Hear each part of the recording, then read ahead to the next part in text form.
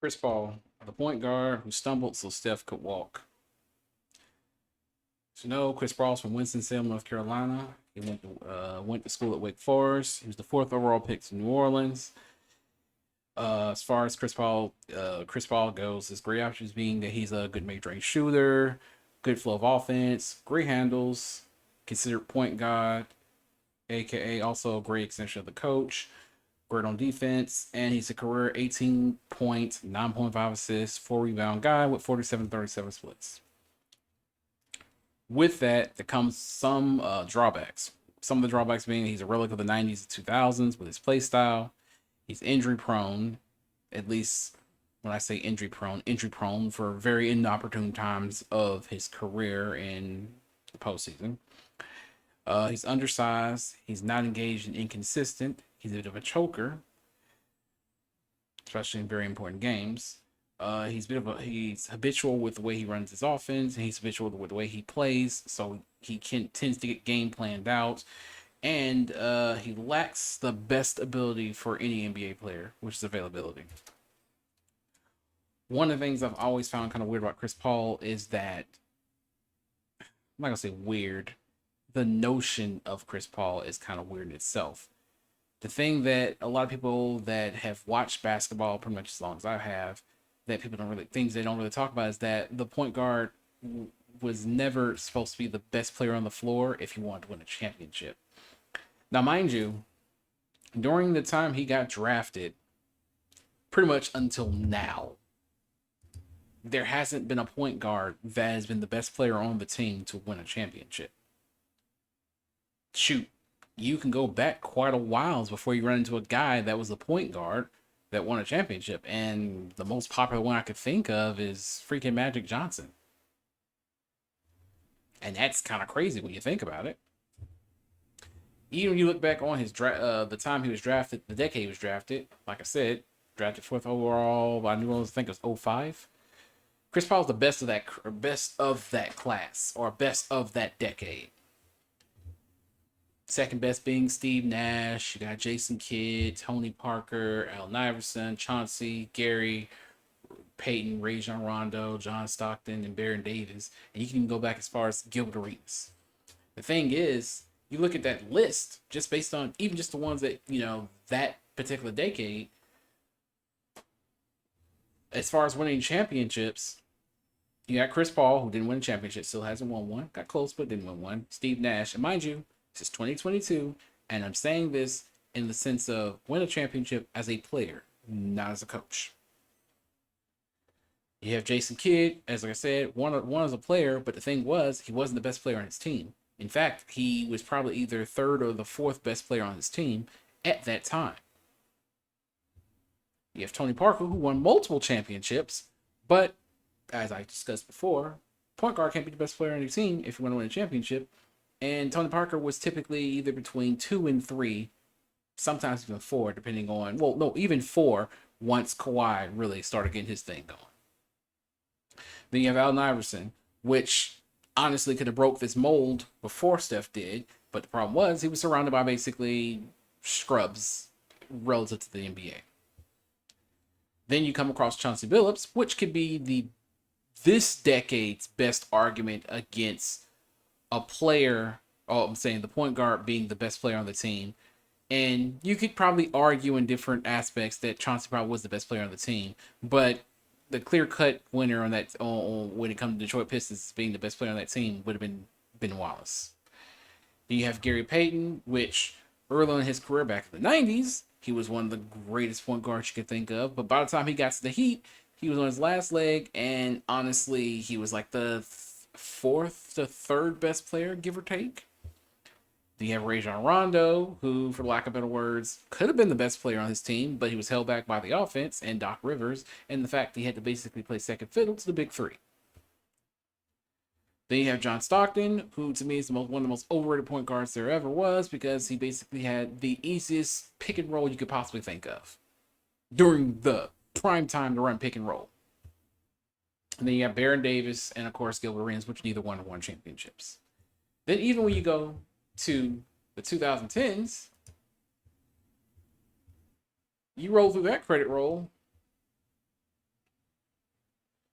You start off with Isaiah Thomas, who could win a championship, and honestly kind of got screwed out of a great fame because he was undersized. You have Kemba Walker, who, by the way, couldn't even win a playoff game. Well, playoff series originally with the Hornets, and eventually went to the Celtics and basically flamed out. It's kind of funny, two point guards from the Celtics flamed out, and then they're talking about they're looking for point guards, but that's a whole nother argument in itself. Then you have Derrick Rose, the biggest what if on this whole point guard roster from the 2000s and the 2010s. Imagine Derrick Rose never gets injured, he wins a championship, completely breaks the mold. Probably the second guy outside of Allen Iverson that's a big what if he had a team. I'm not gonna say whereas Allen Iverson needed a team around him, Derrick Rose needed his knees to not keep deciding to self-destruct. Then you have John Wall, which is another big what if, but I don't know. Washington doesn't strike me as a team that would have really been competing at the time. Whereas Chicago legitimately was dangerous, Washington was kind of dangerous. Kyle Lowry, which arguably he was the second best player on his team, and even then, like I said, he's not the best player on his team. Couldn't win with DeMar DeRozan himself, but Kawhi comes along and they win it. Damian Lillard, which we all know, great as he is, still hasn't won a championship. Chris Paul, we already talked about that a million different ways at this point. Kyrie Irving, which is the biggest argument against the idea that the point guard cannot be the best player on the team, but in the same breath, pretty similar to how Kyrie Irving actually is as a person. In the same breath, he's the biggest argument also for it out of the current players drafted on this side of the 2000s. Before LeBron showed up, couldn't even get him anywhere. After LeBron showed up, wins the championship, goes to Boston, goes to Brooklyn, can't win nothing. But pretty similar to Chris Paul, also injury prone, but unlike Chris Paul, not very inconsistent. So at least he's not inconsistent like Chris Paul.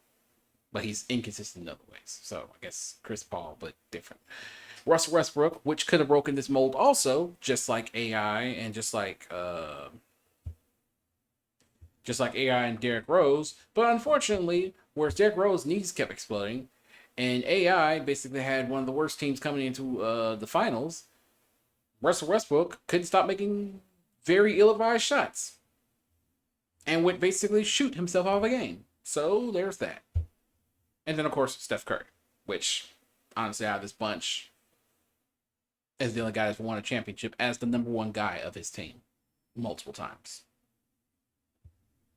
Now, the kicker to all that is Chris Paul isn't just injury prone or inconsistent in the sense of just by the eye test. He's also inconsistent when you look at his stats.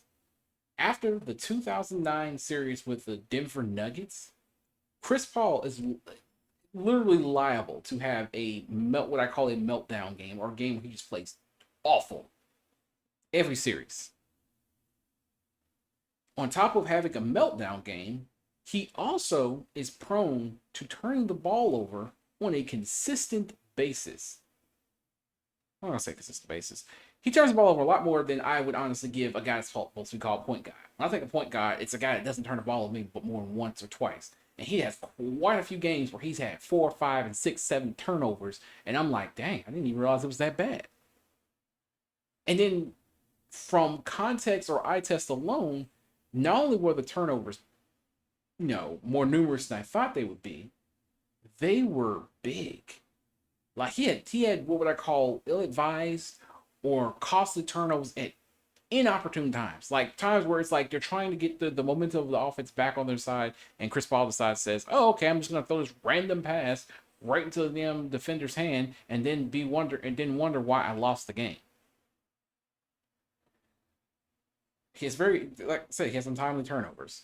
And one of the things that kind of pisses me off about the way he plays too is he tends to take a back seat when he should be taking the driver's seat. And the best way I could describe it is that when, like, okay, we'll take the Milwaukee championship. There were games that Devin Booker was struggling. there were games that Ayton could get his shot off because Giannis is basically locking down the hole. So it's like if there's any guy that can conceivably have his shot going and play against the Milwaukee offense, which plays the 3-point line and the hole extremely hard, guess who probably would work great in between? One of the best mid-range shooters in the NBA. But what does he decide to do? He takes a back seat and lets Devin Booker basically shoot them out the game. And then by the time Chris Paul starts contributing, the game's already long over. And it's frustrating because when I watched the series over again, I didn't know if he was hurt or he was trying to allow his teammates to get involved. But the narrative is that he just, well, at least the narrative I've created, he takes a back seat at the worst possible times. And it's like there's times where he could literally be the best player on the floor and really lead them to a win. But instead, he would prefer to sit back and let someone else on the team win the game. Don't know why. In conclusion, in my honest opinion, if I were to try to get Chris Paul, like if I was the Celtics, Chris Paul cannot be your best player on the team. Chris Paul has to be pretty similar to what Jason Kidd was for the Mavericks, where he's important and great and extremely helpful to the team, like a great luxury to have. But he can't be integral to your team. He can't. It's historically he cannot be integral to your team. He melts down in the playoffs and just in the postseason in general, and very important games. He's had some great games. I'm not gonna act like he didn't have comebacks. I'm not gonna act like if he doesn't decide to injure, not necessarily injure himself, but get injured against the Golden State Warriors when he was with the Rockets, they don't win that damn freaking series and go on to possibly win a championship. But in the same breath, woulda, coulda, shoulda can't get you a championship. And Chris Paul had honestly the best opportunity last year and gave it up for, I don't know. I don't understand why he didn't take the like. If there was any time to take the championship, the West literally was the path of easiness on the way to a championship. You literally played the Lakers without. Well, he didn't get to play. I think he was injured at the time. The Lakers were injured.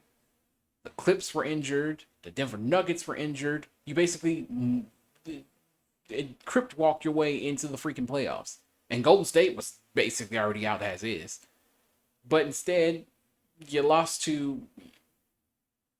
Honestly, I like Giannis. I'm just saying. You lost to Giannis. You had your chance, and you lost to the new buck. Literally. So, like I said, in conclusion, Chris Paul cannot be an integral part to your team to win a championship. He cannot be dependent upon. He can be important, but he can't be the reason or any important gear that the team drives on. He could be ancillary. He could be extra, but he cannot be the engine of the team. And honestly, as the Phoenix Suns, they're never going to win with Chris Paul leading that team. Devin's going to have to take over that team in order for them to win something. But until then, in the simplest words of possible, and as a toxic fan, Chris Paul's a choker. Chris Paul's not clutch in the sense of winning a championship. Have a good day, YouTube.